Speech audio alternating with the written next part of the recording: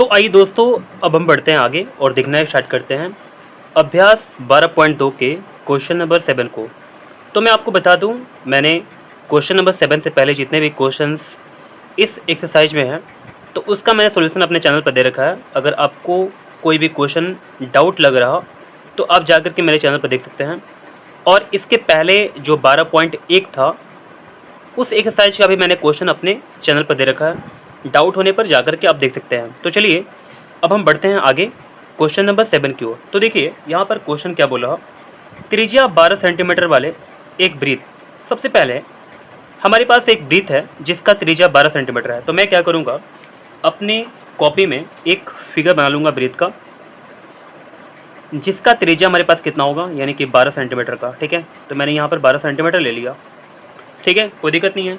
अब चलिए आगे बढ़ते हैं। बोला वृत्त की कोई जीवा केंद्र पर 120 डिग्री का कोण अंतरित करती है। ध्यान दीजिएगा, हमारे पास एक जीवा है, जैसे मान लीजिए कि हमारे पास ये वाला एक जीवा हो गया, ये केंद्र पर, ठीक है, ये केंद्र पर 120 डिग्री का कोण अंतरित करती है। यहाँ पर मैंने 120 डिग्री बना लिया। ठीक है, अब चलिए आगे देखते हैं। अब बोला कि संगत वृत्तखंड का क्षेत्रफल ज्ञात कीजिए। हमको क्या करना है, संगत वृत्तखंड का क्षेत्रफल फाइंड करना है। तो देखिए मैं आपको बताता हूँ, हमारे पास संगत वृत्तखंड जो होगा ना वो कौन सा होगा, हमारे पास ये वाला संगत वृत्तखंड होगा। ठीक है, इसका हमको क्षेत्रफल फाइंड करना है, कोई दिक्कत नहीं है आपको। और साथ ही साथ बोल रहा है यहाँ पर पाई इक्वल टू 3.14 लेना है और √3 का मान 1.73 लेना है। तो मैं यहाँ पर लिख भी दूँ ताकि मैं भूल ना सकूँ। पाई इक्वल टू 3.14 और हमारे पास √3 का जो वैल्यू है वो कितना है, 1.73। ठीक है, एक बार कंफर्म कर लेते हैं। हाँ बिल्कुल, मैंने सही सब कुछ ले लिया। अब चलिए दोस्तों इसको बनाना हम स्टार्ट करते हैं। तो देखिएगा, सबसे पहले आपको ध्यान से इस क्वेश्चन को देखना चाहिए।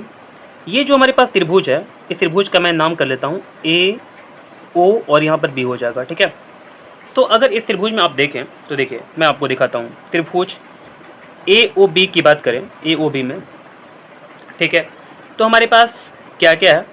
देखिए हमारे पास ये त्रिभुज जो है ना, मैं यहाँ पर एक त्रिभुज बना लेता हूँ बिल्कुल ऐसे ही करके जैसे यहाँ बना हुआ है, ओ ए बी हमारे पास है। ठीक है, चलिए अगर इस त्रिभुज की बात करें तो आप बोल सकते हैं कि कोण ए प्लस कोण ओ और प्लस कोण बी बराबर क्या हो जाएगा हमारे पास, यानी कि 180 डिग्री हो जाएगा। सही बात बोल रहा हूँ। अब देखिए मैं एक बार बताता हूँ, अगर हमारे पास ये ए ओ और बी ओ जो है ये हमारे पास बराबर होगा, पता है कैसे, क्योंकि ए ओ जो है इस वृत्त का त्रिज्या है और बी ओ जो है इस वृत्त का त्रिज्या है। तो मैं बोल सकता हूँ ए ओ इक्वल टू क्या होगा, बी ओ होगा। और अगर A O equal to B O है तो मैं बोल सकता हूँ कि कोण ए और कोण जो बी होगा बराबर होगा। कैसे बराबर हुआ, क्योंकि आपको पता होगा कि किसी त्रिभुज में अगर दो भुजा बराबर होते हैं तो उसके सम्मुख कोण भी बराबर होते हैं। ध्यान दीजिएगा, यानी कि इस भुजा के सामने वाला ये कोण है और इस भुजा के सामने वाला ये वाला कोण है और ये दोनों कोण क्या हो जाएगा हमारे पास, बराबर हो जाएगा। ठीक है, तो चलिए इसको मैं मान लेता हूँ कि ये हमारे पास x है और ये भी हमारे पास क्या है, x है। तो a की जगह पर, कोण a की जगह पर मैं x लिख देता हूँ। कोण o की जगह पर देखिए हमारे पास क्या दिया हुआ है, यानी कि 120 दिया हुआ है, तो मैं यहाँ पर 120 रख लूँगा। प्लस कोण b की जगह पर क्या हमारे पास x है, तो मैं x कर लिया हूँ, यहाँ पर 180 हो जाएगा। ठीक है, अब x plus x equal to क्या हो जाएगा, यानी कि 2x हो जाएगा प्लस 120 हो जाएगा बराबर 180 हो जाएगा। ठीक है, यहाँ तक बात समझ में आपको आ रहा है। अब देखिए इसको आगे हम अगर सॉल्व करते हैं तो हमारे पास क्या आ जाएगा, यानी कि 2x equal to 180 degree minus 120 degree, तो क्या हो जाएगा हमारे पास 60 डिग्री आ जाएगा यहाँ पर। और 2x इक्वल टू 60 डिग्री आ गया, हम लोग 2 से कटा लेंगे तो हमारे पास क्या आ जाएगा, 30 डिग्री, यानी कि x समान हमारे पास कितना आ गया, 30 डिग्री। अतः हम बोल सकते हैं, अतः कोण a बराबर कोण b और कोण बराबर कितना हो जाएगा, 30 डिग्री हो जाएगा। ठीक है, यहाँ तक आप बात समझ रहे हैं। अब देखिए मैं एक काम करता हूँ, इसमें एक्चुअली मुझे इसमें अगर आप ध्यान देंगे तो पता है हमको वृत्तखंड का क्षेत्रफल निकालने के लिए क्या करना पड़ेगा, त्रिज्यखंड का क्षेत्रफल में से इस त्रिभुज का क्षेत्रफल जो ए ओ बी है ना त्रिभुज, इसका क्षेत्रफल को घटाना पड़ेगा ताकि हमारे पास क्या मिल पाए, यानी कि वृत्तखंड का क्षेत्रफल। फिर से एक बार सुनिएगा ध्यानपूर्वक मैंने क्या बोला। तो मैं क्या करूँगा, त्रिज्यखंड जो हमारे पास है, कौन सा त्रिज्यखंड है, इसको हम लोग त्रिज्यखंड बोलते हैं। अगर क्वेश्चन आगे का आप समझे होंगे तो आपको पता होगा कि त्रिज्यखंड हमारे पास ये वाला है, लघु त्रिज्यखंड है ना। और इसमें से अगर हम त्रिभुज का क्षेत्रफल को घटा लेते हैं तो हमारे पास क्या आ जाएगा, यानी कि लघु वृत्तखंड आ जाएगा हमारे पास। ठीक है, तो चलिए अच्छा ये बताइए कि त्रिज्यखंड का क्षेत्रफल तो हमको पता हो जाएगा, यानी कि थीटा बटे 360 पाई आर स्क्वायर होता है।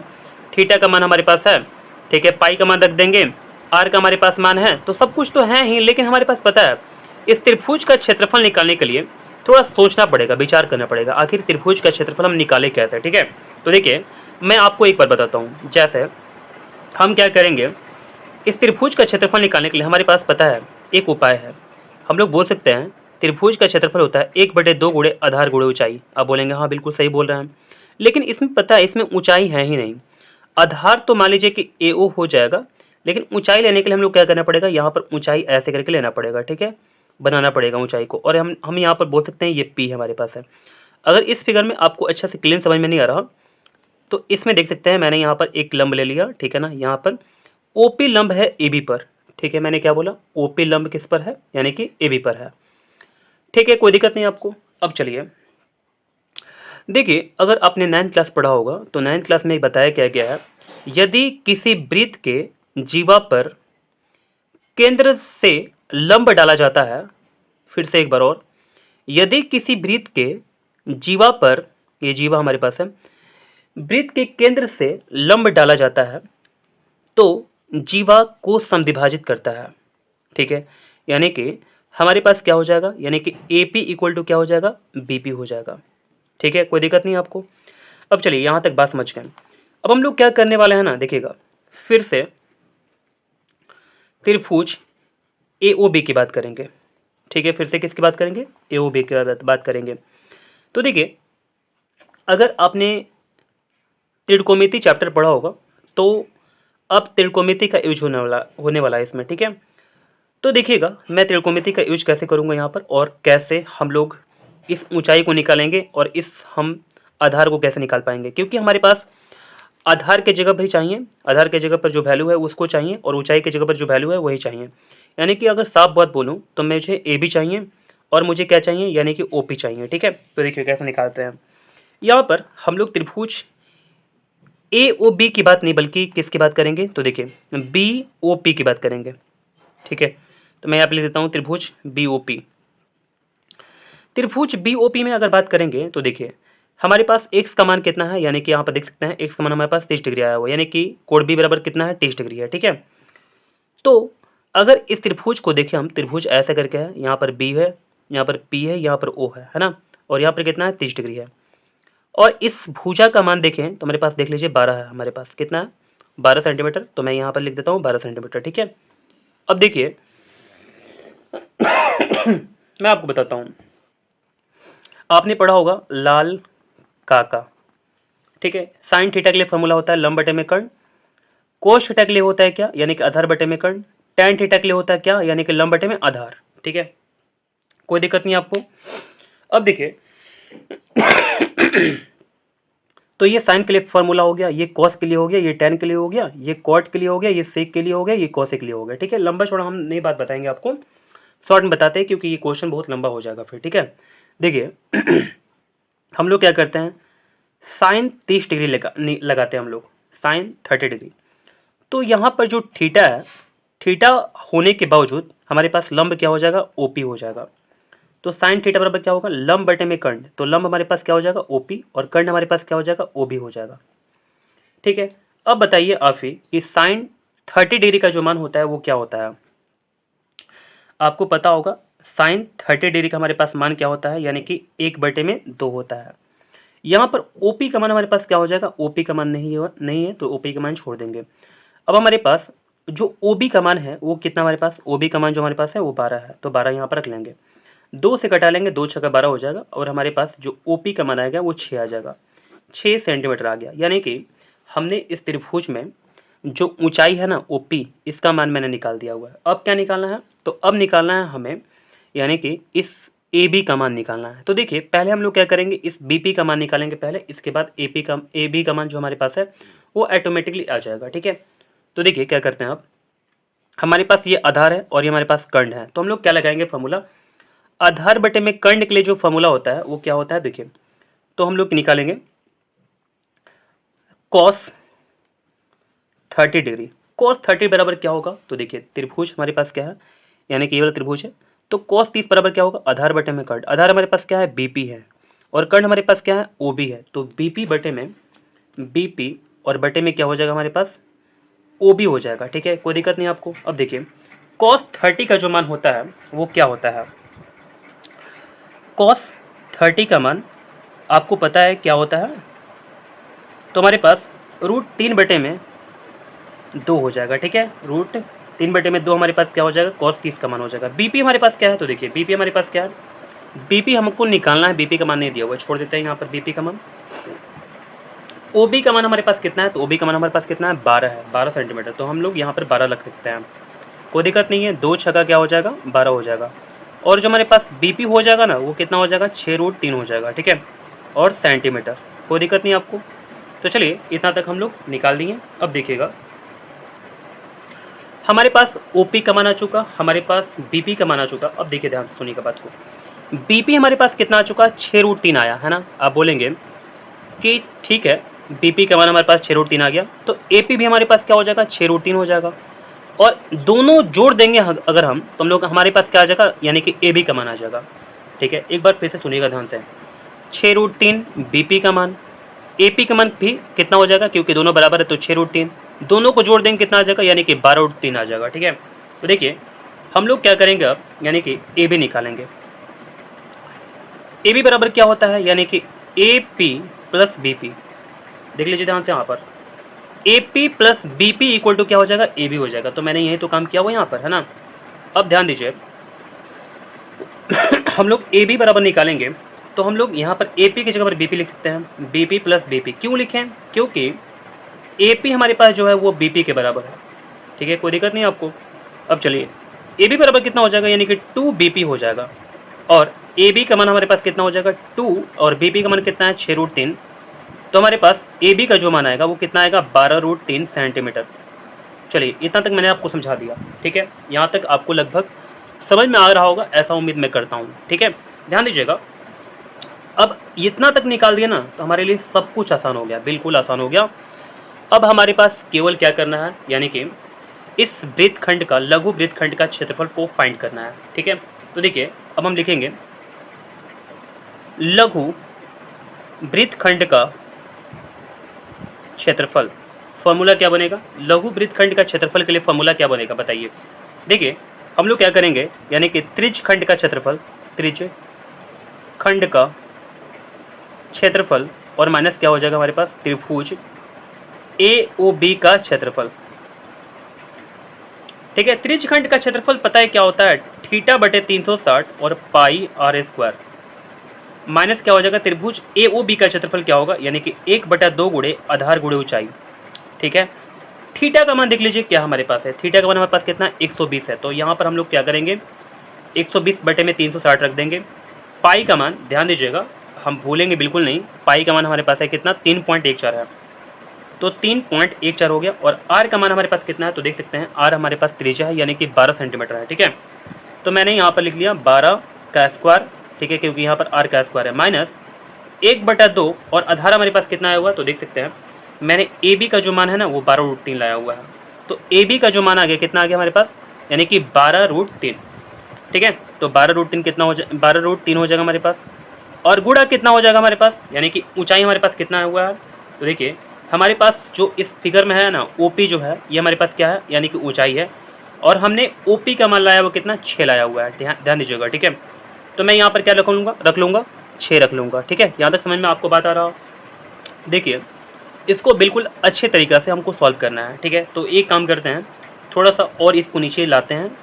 ठीक है, तो 120 बटे में 360 गुणा 314 और बटे में 100 हो जाएगा। इस पॉइंट को मैंने हटा दिया तो यहाँ पर नीचे में 100 आ जाएगा, गुणे 12 माइनस क्या हो जाएगा हमारे पास, 1/2 गुणे 12 हमारे पास हो जाएगा, और हमारे पास यहाँ पर कितना हो जाएगा, यानी कि √3 का मान हमारे पास दिया हुआ है, देख सकते हैं 1.73, तो मैं यहाँ पर लिखूँगा 173 और बटे में कितना हो जाएगा, 100 हो जाएगा, क्योंकि 1.73 को हम लोग लिख सकते हैं 173 बटे में 100।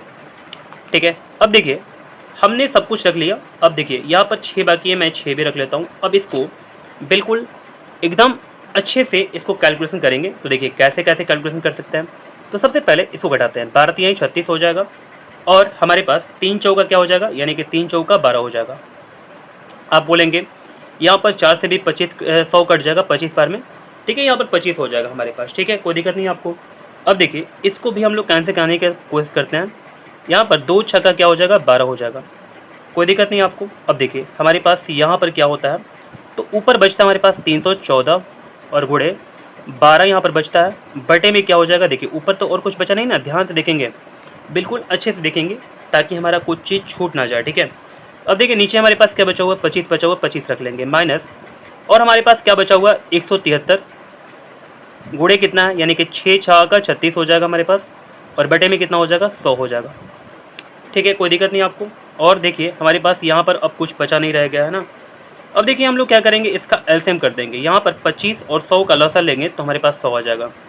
25 चौका कितना होता है, 100 होता है, तो 314 गुणे 12 गुणे 4 हो जाएगा, क्योंकि 25 चौका 100 4 बार में लग जाएगा, माइनस अगर 100 से हम लोग 100 से भाग लगाते हैं तो क्या आ जाएगा, हमारे पास 1 आ जाएगा, और अगर 1 में हम लोग गुणा करते हैं, इसमें गुणा करते हैं तो क्या आ जाएगा, कुछ फर्क नहीं पड़ेगा जी, ठीक है, इतना हमारे पास आ गया।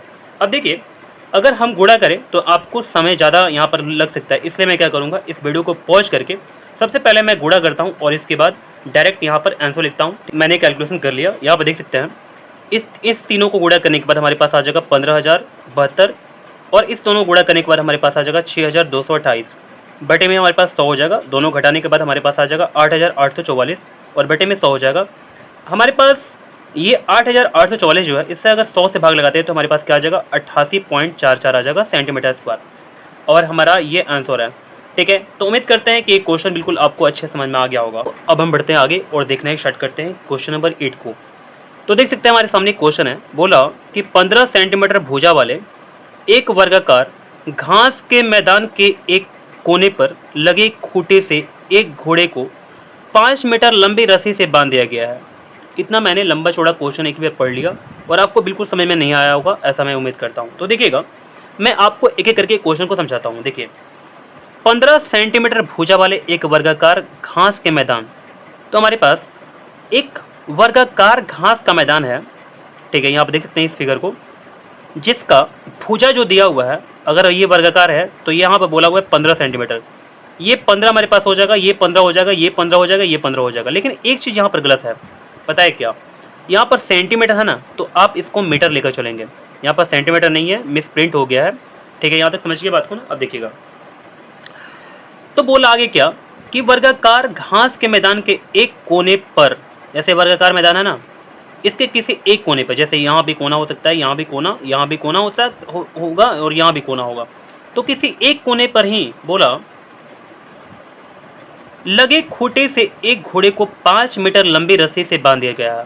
तो यहाँ पर देखेंगे, अगर यहाँ पर देखेंगे तो यहाँ पर आपको घोड़ा एक नजर आएगा, इसको एक रस्सी से 5 मीटर का जो रस्सी है ना, इसी से बिल्कुल बांध दिया गया है।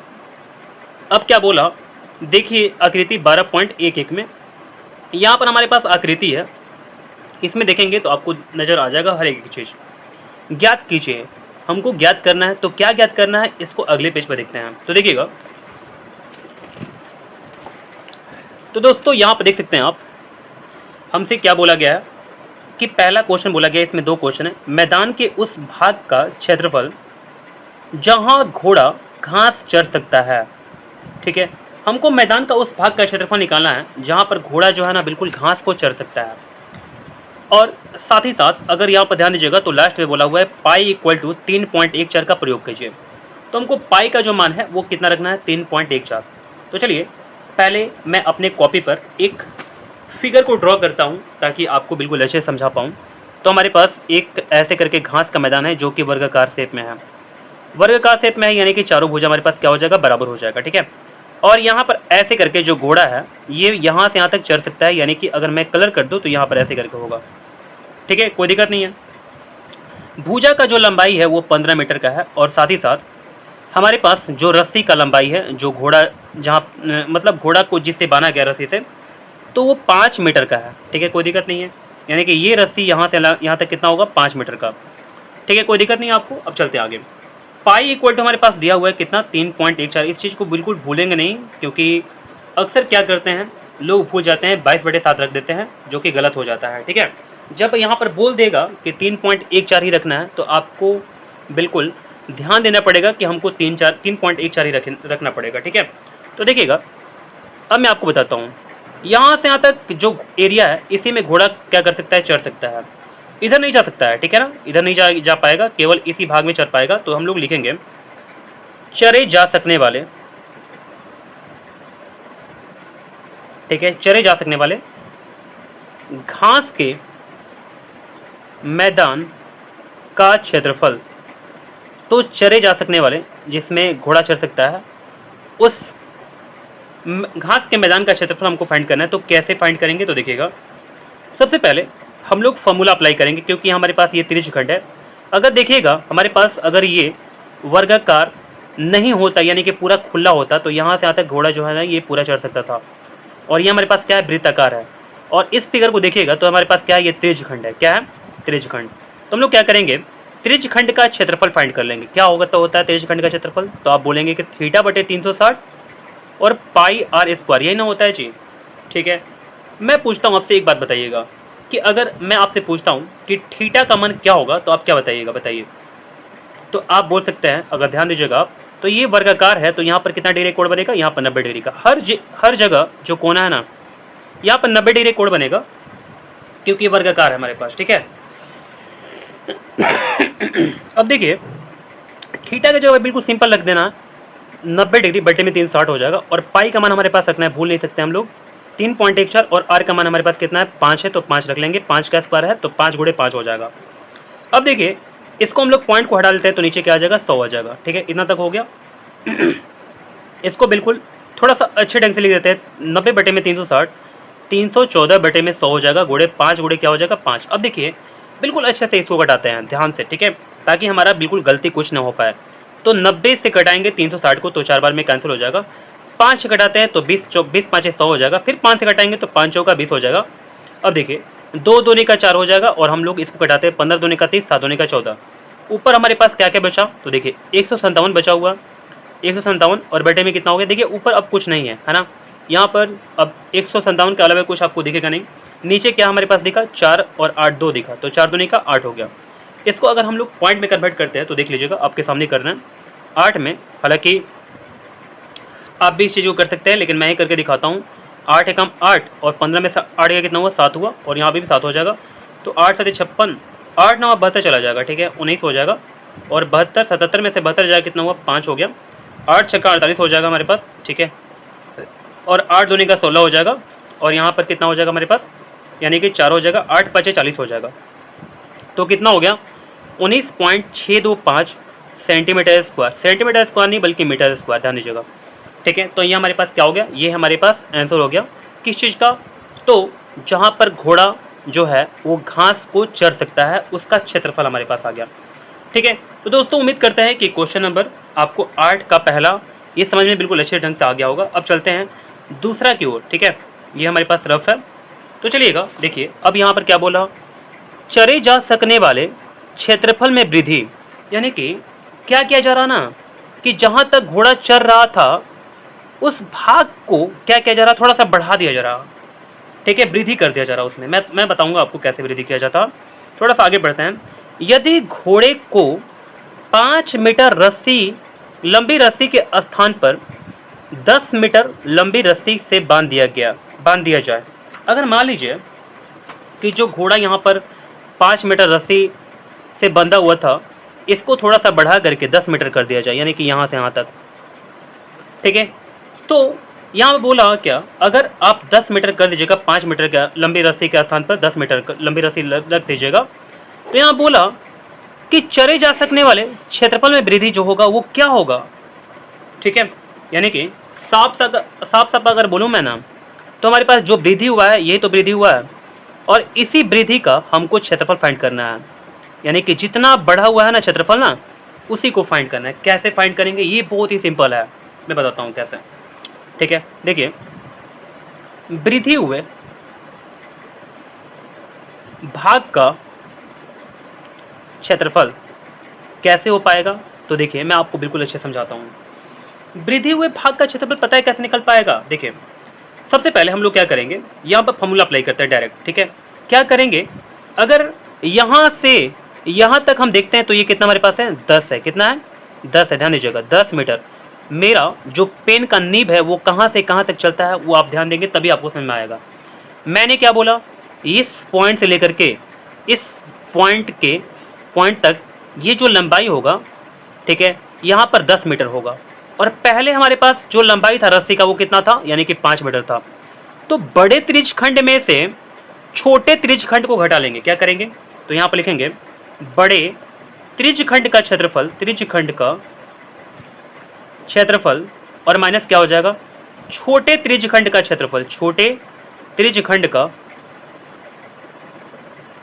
क्षेत्रफल। ठीक है, बहुत ही आसान है। तो देखिए आप इसको क्या करेंगे, इसको कैलकुलेशन कर देंगे इसके फॉर्मूले रख करके। तो देखिए मैं क्या करता हूँ, बड़े त्रिज्यखंड का क्षेत्रफल लिखता हूँ तो क्या हो जाएगा, थीटा बटे 360 और क्या हो जाएगा पाई। इसको मैं बोलता हूँ कि यहाँ पर हमारे पास क्या है, ये R2 है। क्या है, R2 है। तो देखिए R2 का स्क्वायर, थीटा बटे 360 पाई आर स्क्वायर, और माइनस क्या कर लेंगे, थीटा बटे 360 और पाई R1 का स्क्वायर हो जाएगा। ठीक है, यानी कि मैंने 5 को R1 लिया और हमारे पास जो 10 है इसको मैंने R2 ले लिया। ठीक है, चलिए तो दोस्तों अब इसके वैल्यू को हमको रखना है बस। तो देखिएगा यहाँ पर थीटा का मान आपको तो पता ही है 90 डिग्री हमारे पास है, बटे में 360 हो जाएगा। पाई का मान हमको लेना है 3.14, ये भूल नहीं सकते हैं। यहाँ पर R2 का स्क्वायर हमारे पास अंदर रह जाएगा। अगर मैं थीटा का मान यहाँ पर 90 लेता हूँ तो एक काम करते हैं, पहले इसको ऐसे कर देते हैं। R का मान हमारे पास कितना है, 10 है, तो 10 का स्क्वायर कर लेंगे। यहाँ पर 10 का स्क्वायर यहाँ पर कर लिए तो 10 का स्क्वायर हमारे पास हो गया। ठीक है, ध्यान दीजिएगा अगर आपको लफड़ा हो रहा समझने में तो मैं इसको यहाँ पर करता हूँ, 90 बटे में 360 और यहाँ पर कितना हो गया 3.14, और आर का मान हमारे पास कितना है 10 है, 10 का स्क्वायर हो जाएगा माइनस 90 बटे में 360। देखिए 90 बटे में 360 हो गया। पाई का मान हमारे पास कितना है 3.14 गुणे हमारे पास आर का मान कितना है तो 5 है, तो 5 का यहाँ पर स्क्वायर हो जाएगा। यहाँ तक समझ पा रहे हैं बात को। अब देखिए यहाँ पर ध्यान दीजिएगा तो इस दोनों में यहाँ पर और यहाँ पर दोनों में हमारे पास क्या कॉमन है, तो 90 बटे में 360, 90 बटे में 360 यहाँ पर कॉमन हो गया, तो मैं इसको निकाल दूंगा। 3.14 ये दोनों में कॉमन है तो मैं इसको भी निकाल दूंगा। और हमारे पास क्या बचा, 10 का स्क्वायर बचा, तो 10 का स्क्वायर क्या होता है 100 होता है, माइनस की जगह माइनस, और 5 का स्क्वायर कितना होता है क्योंकि इसमें 5 का स्क्वायर बचा हुआ है, तो 5 का स्क्वायर यानी कि 25 हो जाएगा। अब देखिए अगर हम इसको कैलकुलेशन बिल्कुल अच्छे ढंग से करें तो कैसे करेंगे, 9 चौका 36, तो क्या आ गया हमारे पास 3.14 और बटे में कितना हो गया 4 और गुणा कितना हो गया 75। ठीक है यहाँ तक। अब इसको अच्छे से कैलकुलेशन कर देते हैं तो देखिए हमारे पास आंसर क्या आ पाता है। तो हमने आंसर ला दिया यहाँ पर। इसको दोनों को भाग लगाने के बाद हमारे पास देखिए यहाँ तक तो आप समझ गए थे, हमारे पास इतना आया था। अगर हम इसमें दोनों में गुणा कर देते हैं तो हमारे पास आ जाएगा 235.5 आ जाएगा, बटे में 4 हमारे पास है। अगर इस दोनों को भाग लगाते हैं तो हमारे पास कितना आ जाएगा 58.875 मीटर स्क्वायर। ठीक है, तो उम्मीद करते हैं कि ये क्वेश्चन 8 आपको बिल्कुल अच्छे समझ में आ गया होगा। इसमें 2 क्वेश्चन था। तो चलिए दोस्तों अब हम बढ़ते हैं क्वेश्चन नंबर 9 की ओर। यहाँ पर देख सकते हैं क्वेश्चन हमारे सामने क्या बोला, एक वृत्ताकार ब्रोच को चांदी की तार से बनाया जाना है। हमारे पास एक वृत्ताकार ब्रोच है जिसको चांदी की तार से बनाना है। सबसे पहले हम लोग क्या करते हैं, चांदी की तार से वृत्ताकार ब्रोच बनाते हैं। ऐसे करके वृत्ताकार ब्रोच हमारे पास हो जाएगा। अब बोला जिसका व्यास 35 मिलीमीटर है, हमारे पास मान लीजिए कि व्यास हमारे पास 35 मिलीमीटर हो गया। ये बोला कि तार को वृत्त के 5 व्यासों को बनाने में भी प्रयुक्त किया गया है। यानी कि अगर ध्यान देंगे तो यहाँ पर क्या बोला कि तार जो है ना, चांदी का जो तार है उससे वृत्त के 5 व्यासों को बनाने में प्रयुक्त किया जाता है। जैसे ये एक व्यास हुआ, ये दूसरा व्यास हमारे पास हुआ, ये तीसरा हुआ, ये चौथा हुआ और ये हमारे पास 5वां हो गया। यानी कि ये व्यास जो है ना हमारे पास ना, ये हमारे पास क्या हो जाएंगे, ऐसे करके चांदी के तार से इसको बनाना है आपको। ठीक है, अब आगे क्या बोला, जो उसे 10 बराबर त्रिज्यखंडों में विभाजित करता है। अगर ध्यान दीजिएगा तो हमारे पास क्या हो जाएगा, वृत्तखंड त्रिज्यखंड कैसे कैसे हो जाएगा, 1 2 3 4 5 6 7 8 9 और 10 हमारे पास हो जाएगा। यानी कि 10 त्रिज्यखंड हमारे पास हो जाएगा और सबके सब बराबर होगा। यहाँ पर क्या बोला, जो उसे 10 बराबर त्रिज्यखंडों में विभाजित करता है। ठीक है, यहाँ तक समझ गए। आगे देखते हैं, जैसा कि आकृति 12.12 में दर्शाया गया है। अगर ध्यान दीजिएगा तो हमारे पास ये आकृति है, ये 12.12 है, इसमें दर्शाया गया है। आप ध्यान से देख सकते हैं। तो ज्ञात कीजिए, हमको क्या ज्ञात करना है। देखिए पहला क्वेश्चन बोला कुल वांछित चांदी की तार की लंबाई। तो हमारे पास पहला क्वेश्चन आ गया, कुल वांछित, ठीक है, कुल वांछित हमारे पास हो गया, क्या बोल रहा, चांदी के तार की लंबाई, ऐसे करके हमारे पास ये हो गया। तो चलिए हम लोग तार की लंबाई कैसे फाइंड करेंगे, तो देखिए सबसे पहले चांदी की तार से किसको बनाया, ये ऐसे करके वृत्ताकार रूप में बना दिया पहले। तो इसका फार्मूला क्या होता है, 2πr, क्योंकि हमारे पास ये वाला परिधि है, तो वृत्त का परिधि हमारे पास क्या हो गया, यानी कि 2πr हो गया। साथ ही साथ यहाँ पर चांदी की तार से इस 5 व्यास को भी बनाता है, ठीक है ना। तो हमने यहाँ पर फिगर जो लिया था देख सकते हैं, ये पहला व्यास, ये दूसरा व्यास, अगर इसको काउंट कीजिएगा तो 5 व्यास आपको मिलेगा। तो मैं 5 गुणे डी कर सकता हूँ, क्योंकि यहाँ पर डी जो है ये व्यास को दर्शाता है, तो 5 गुणे डी यानी कि 5 व्यास हमारे पास है। तो ऐसे करके हो जाएगा। अगर इसको हम लोग सॉल्व करें तो हमारे पास कुल लंबाई जो होगा ना, जो इस वृत्ताकार ब्रोच को बनाने में लगाया जाता है, उस तार की लंबाई हमको फाइंड करना है। तो मैं ऐसे करके कर सकता हूँ। तो 2 गुणे पाई का मान हमारे पास नहीं दिया हुआ, तो 22/7 रख लेंगे। जो हमारे पास आर का मान है, क्योंकि हमारे पास जो त्रिज्या है ये 35 मिलीमीटर है, तो मैं 35/2 कर लूँगा, प्लस 5 गुणे डी का मान हमारे पास 35 है, तो 35 रख लेंगे यहाँ पर, ठीक है।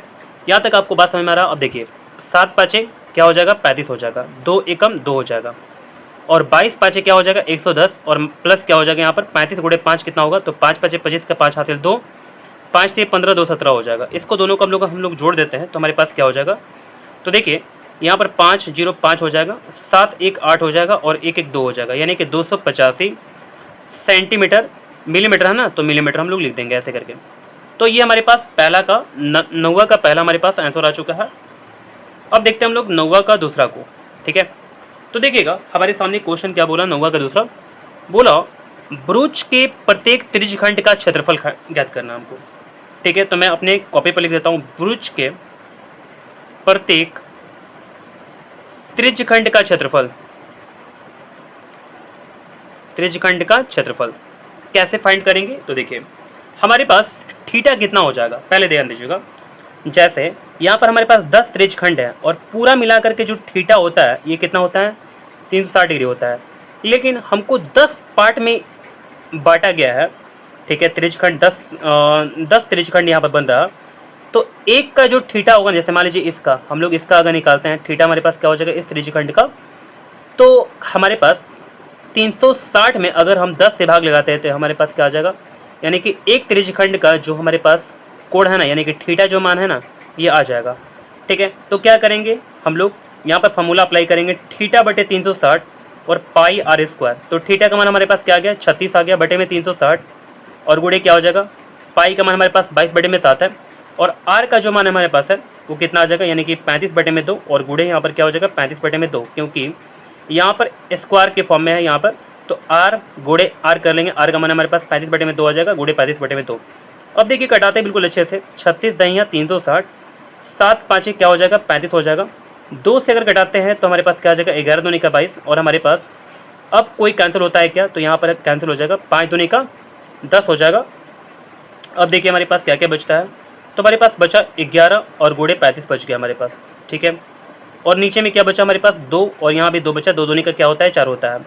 इसको सॉल्व करते तो देखिए हमारे पास क्या आता है, 35 में 11 में गुणा कर देंगे यहाँ पर साइड में, तो 35 और गुणे 35 यहाँ पर हो जाएगा, तो 385 हो जाएगा हमारे पास, और बटे में कितना हो जाएगा 4। अगर इसको हम लोग सॉल्व करते हैं पॉइंट के रूप में, तो देखिए हमारे पास क्या आ जाएगा, 4 से भाग लगा देंगे, तो 4 8 32, 4 9 36 हो जाएगा, 9 बार में चला जाएगा, यहाँ पर 2 आ जाएगा, तो 4 छक्का क्या हो जाएगा 24, और यहाँ पर 1 आ जाएगा, 4 दूनी का 8 हो जाएगा हमारे पास, 2 हो जाएगा, 4 5 कितना हो जाएगा 20 हो जाएगा, यानी कि 96 पॉइंट, इसको कटा लेंगे तो 96.25 हमारे पास आंसर आ जाएगा, 96.25 मिलीमीटर स्क्वायर, ठीक है। कोई दिक्कत है आपको? तो दोस्तों मैंने आपको 9th का जो 2 क्वेश्चन इसमें दिया होता है, मैंने दोनों का सोल्यूशन आपको दे दिया हुआ है, और उम्मीद करता हूँ कि ये दोनों क्वेश्चन आपको बिल्कुल अच्छे समझ में आ गया होगा।